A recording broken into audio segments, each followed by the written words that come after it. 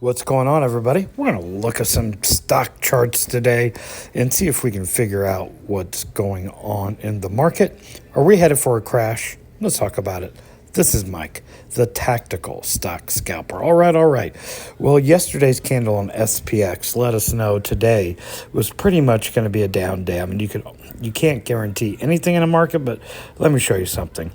So we had this candle. I'll just show you here.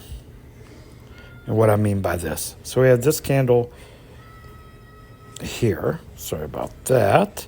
You see that, how we had that candle way back then with the long upper wick that let us know there was going to be a down day. Come over here, yesterday's candle let us know. We'll draw a line here so you see what I'm talking about. See that? Yes, see that red candle? Yesterday's candle with the long upper wick let us know that today was going to be a down day.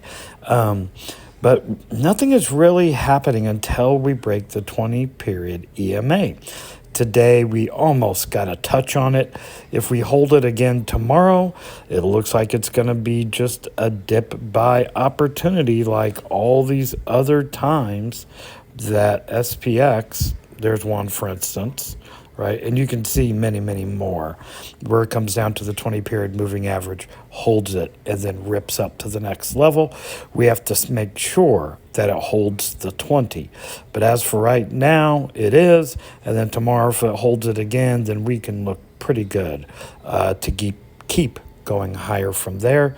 Let's look at SPX on the weekly. Again, just a straight vertical line up pretty much on SPX with no meaningful pullbacks yet. So far, so good on SPX. I just keep adding to Jeppy on little dips that come down to the 20-period moving average. Right, when it comes down to the red line, I add there and keep a little cash, pull a little cash out of those dividends, and just keep building a cash position while adding some for dividends and just keep it rocking and rolling. Let's look at NDX. Look at this one.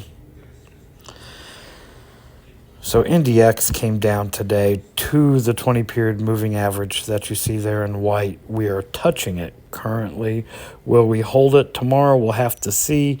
But the 20-period moving average isn't as great an indicator on NDX. As you can see, quite a few times we've gotten below it, where we just never gotten below it on SPX. There's one. Here's another example. Right there, right? So because it's more volatile, NDX means it will dip below that 20. And that's, it is what it is there. That's no signal that something bigger and deeper is coming. That will come with SPX. As you see here, none of them got below the 20. So use SPX for that guide. Now we're going to look at IWM, NVDA, and coin. So let's start with IWM here. So IWM, like we talked about the other day, looks like it's just blowing off on the top of the channel and coming back down. We will have to wait and see how this develops. It got a little higher here than the last time across the channel, right? There's one there.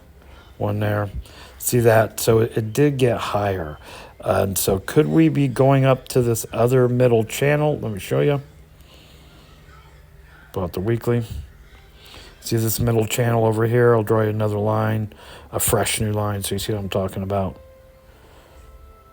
So that's this middle channel that we're in right now. Or we're going to break out of this middle channel and go up to that top left upper channel.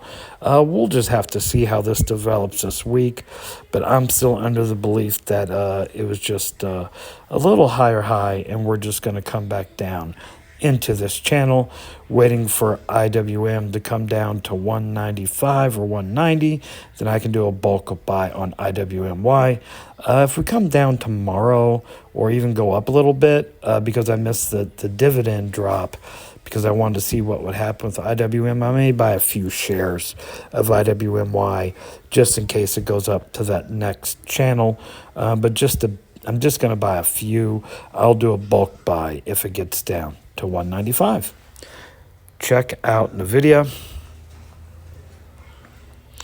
Okay, we've been talking about NVDA. If it held above the $800 level, we talked about this last week, that it was going to go much higher, and that has indeed been the case.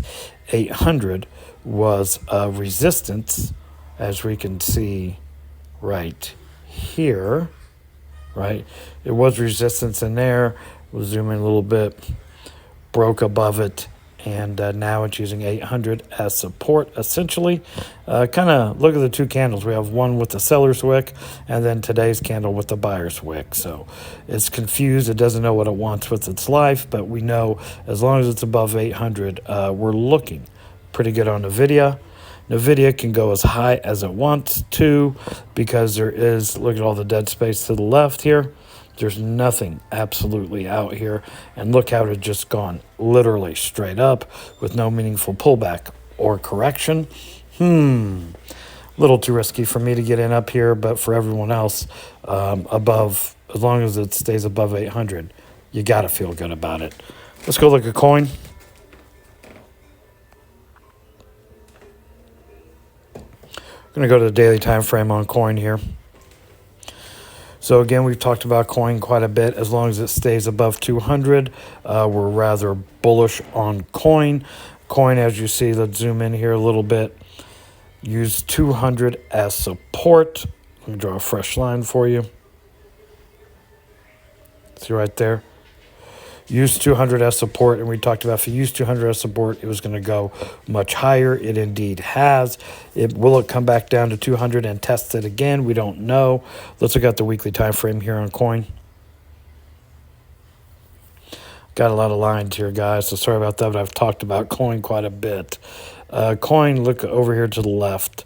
You know, as you see, it's got room to run. 250 would probably be our next level of major resistance, as we can see right in here. Right in here, it was resistance, and then it broke through it. So there is some resistance there, but the bigger resistance will be at 350. So as long as it stays above 200, breaks above 250, then we're headed up to 350 on coin. But 200 is a key level here for coin. As long as it stays above 200, you're bullish. Once it breaks below 200, then you're bearish, and we're probably coming back down to this 120 level.